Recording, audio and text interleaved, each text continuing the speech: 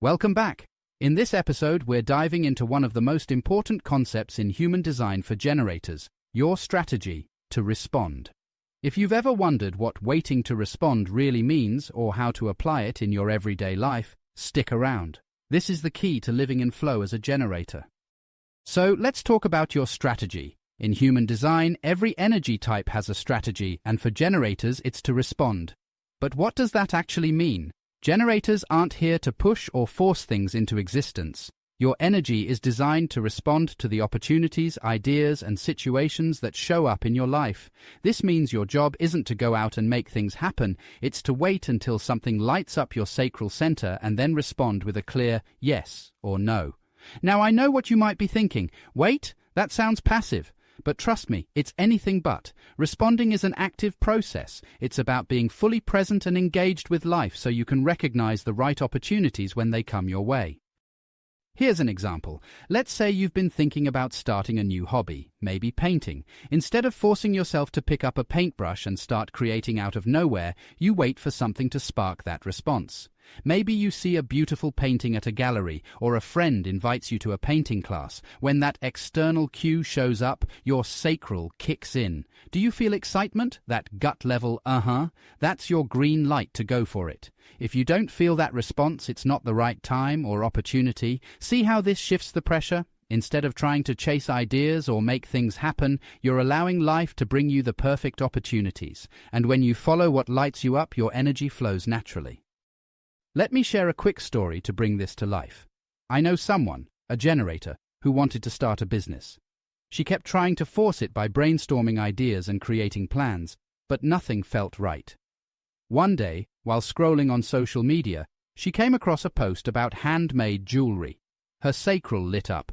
It was an instant yes. She started experimenting with designs, and the more she responded to what felt good, the more her business grew. Today, she's running a successful handmade jewelry brand, and it all started by waiting to respond to that one spark. If she had kept forcing random ideas, she might never have found what truly lit her up. So, let me ask you, have you ever tried to force something to happen, only to feel stuck or frustrated? What if, instead, you waited for life to bring you something to respond to?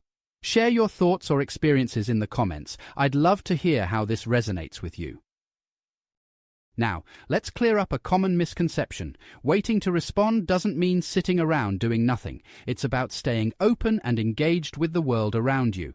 For example, if you're looking for a new job, you don't have to wait for someone to magically knock on your door. You can send out resumes or network with people, but the key is to wait for something to spark that sacral yes. It might be a job posting, a conversation, or an idea that comes from someone else. The trick is to stay active but not to push. Be open to what shows up and trust that the right opportunities will find you. So how do you practice waiting to respond? Here are a few tips. Stay present. Life is constantly giving you things to respond to, but you'll miss them if you're not paying attention. Slow down and notice what's happening around you. Follow your joy.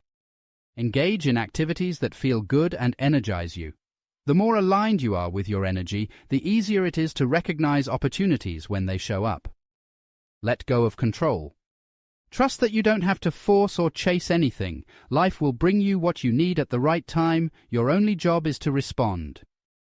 Learning to wait and respond takes practice, especially if you're used to forcing things. But once you start trusting your strategy, you'll notice life feels more aligned and you'll experience more satisfaction and less frustration. So here's your challenge. Over the next week, try to notice when you're responding naturally. It could be as simple as choosing what to eat based on what feels good in the moment. Pay attention to how your sacral responds and share your experience in the comments. In the next episode, we'll talk about how to tell when you're in alignment and when you're not, plus what to do when frustration shows up. If you're ready for that, don't forget to like, subscribe, and turn on notifications. Thanks for watching, and I'll see you in episode 4.